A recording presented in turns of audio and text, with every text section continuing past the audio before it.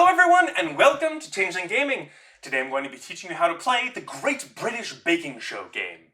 The Great British Baking Show game is a level 1 pick-up-and-play family game designed by Frederica Scott Vollrath and published by Ravensburger for 2 to 4 players that takes on average 20 minutes to play. The Great British Baking Show game follows the same beats as the Great British Bake Off, a show about bakers making various delicious treats over 3 rounds of competition per episode, with a limited time frame and a challenge to properly complete the assigned baked goods, either better than your opponent's confectionery or sacrificing perfection for speed. What will you choose, and how will it turn out? Setup. Pull out the stand and fold it so it stands upright. Pull out the scoring tiles, divide them by value, and set them to one side. Sort out the timer tokens by value. All will be used in a 4-player game, but the 5-point tokens can be removed in a 3-player game, and both the 5 and 2-point tokens can be removed in a 2-player game. Grab the 8 rainbow wildcards and place them in the middle of the table. Each player selects a color and takes the player board, matching deck of cards, and a trash can token. Finally, all players should decide on a themed set of goods to bake, from biscuits, bread, cakes, dessert, international, and pastry, each of which has a signature, technical, and showstopper dish. The selected cards are placed in the stand with the signature dish being visible first. How to play. Players will attempt to build their own version of the prescribed dish from the cards they have in their deck, aiming to complete the dish to the best specifications possible as quickly as possible. Begin by setting out one of each timer based on the number of players you have. Have a player read out the requirements for each tier of completion for the current bake, and have every player shuffle their bake decks. When players are ready, someone calls out, "On your marks, get set, bake!" and everyone begins playing their cards one at a time from the top of their personal bake deck.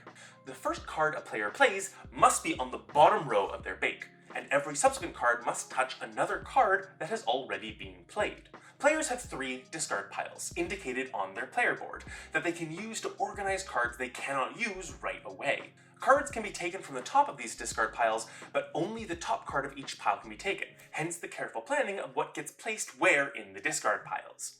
There is no reshuffling of discards and decks, so be careful about running out of cards. In addition, players have access to their bin token, which they can flip to remove however many cards they want from their bake one time, sending them off to the side and out of the round.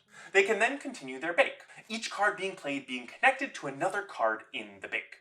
When a player finishes their bake to whatever standard they want, they grab the highest available timer. Once the last green timer has been claimed, the last player must stop and try to complete their bake with the last 3 cards atop their discard piles. Let's talk about the cards in the bake decks and what the requirements for different levels of recipe completion involve. There are 5 mixture cards with brown borders, though the dark brown rye cards are only usable when a recipe calls for them.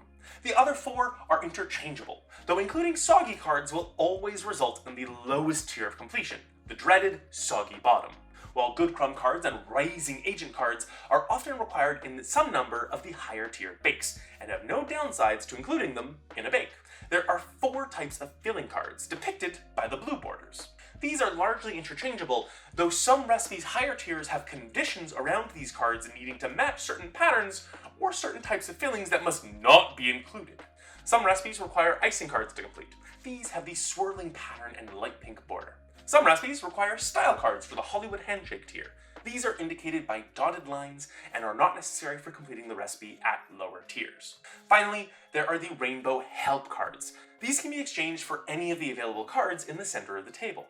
One more element worth calling out from the recipes is that some recipes feature relatively small pieces, but this ×3 icon on the card. In this case, players must complete 3 copies of that good to complete their bake.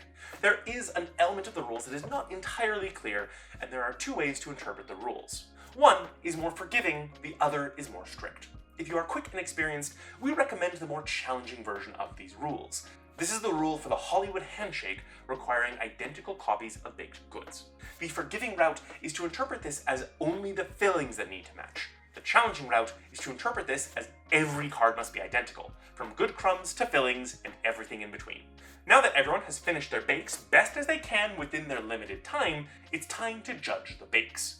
Go around one at a time and compare their completed bakes to the design and the requirements as laid out on the card.